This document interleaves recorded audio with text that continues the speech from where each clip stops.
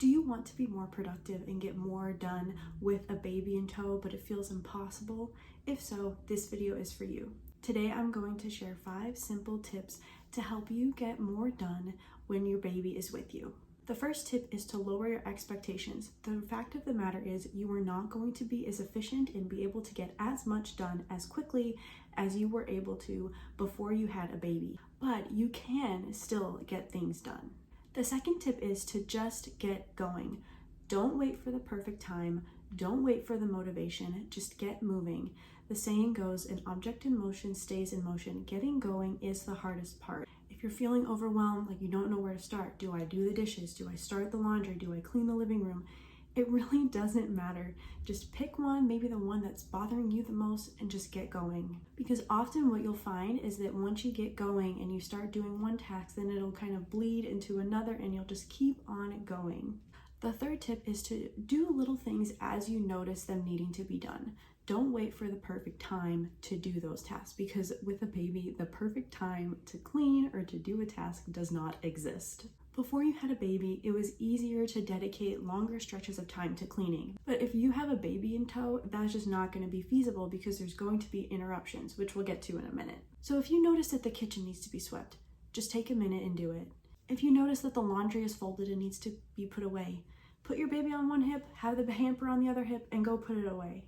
It can be so easy to notice these little things that need to be done and just say, oh, I'll get to that later, or I'll do that when the baby's napping. No. Just do it. It'll take 30 seconds, maybe a minute, maybe 2, but still it'll be so quick, and then you don't have to have that task hanging in your mental space, lingering and needing to get done. The third tip is to accept messes and interruptions along the way. There will be times when you're in the middle of a task and you get interrupted because your baby needs to be fed, and their diaper needs to be changed. They got into something they shouldn't have gotten into and you have to take care of them. That's okay. That's going to happen. Accept the interruption.